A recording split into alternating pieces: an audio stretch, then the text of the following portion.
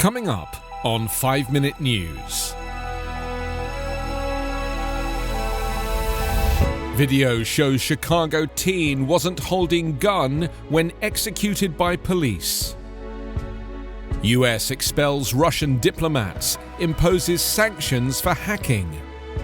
And with layoffs down and spending up, US rebound gains momentum. It's Friday, April 16. I'm Anthony Davis.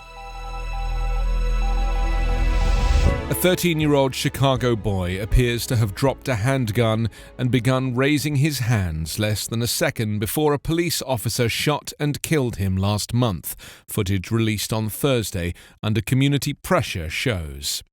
A still frame taken from Officer Eric Stillman's jumpy nighttime body camera footage shows that Adam Toledo wasn't holding anything and had his hands at least partially up when Stillman shot him in the chest at around 3 a.m. on March 29.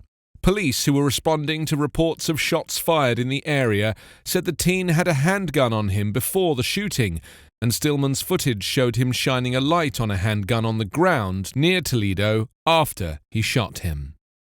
19 seconds elapsed from when Stillman exited his squad car to when he executed Toledo, who is Latino.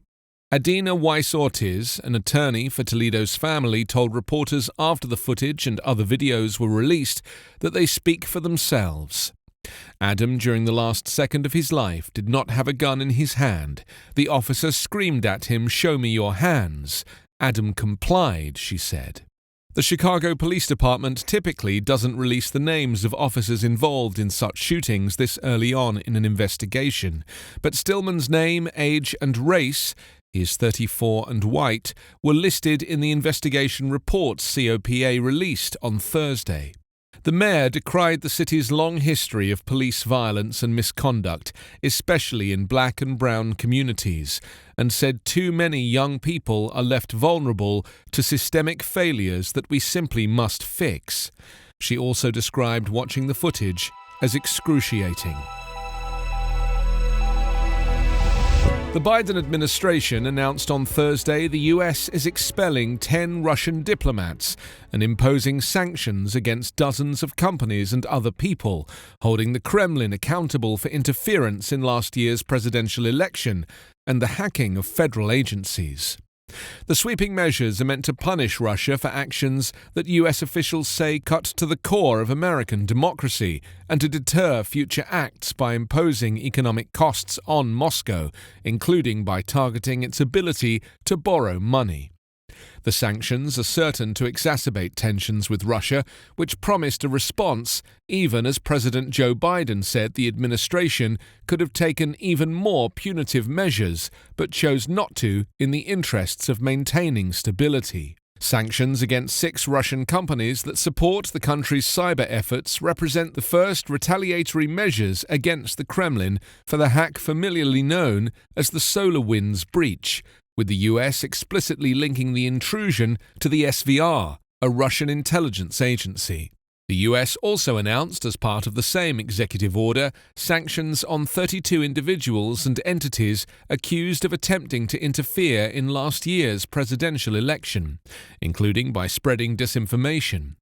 US officials alleged in a declassified report last month that Russian President Vladimir Putin authorized influence operations to help Donald Trump in his unsuccessful bid for re-election as president.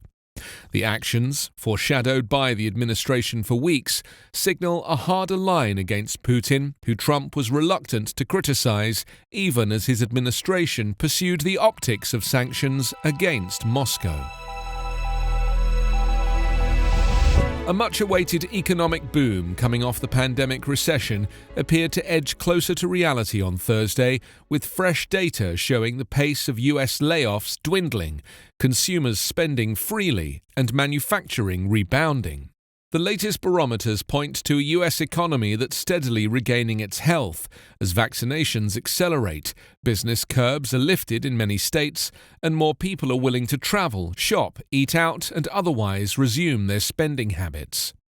Though many Americans who have lost jobs or income are still suffering, hopes are rising that the benefits of the recovery will spread further in the coming months to groups of people who have yet to benefit.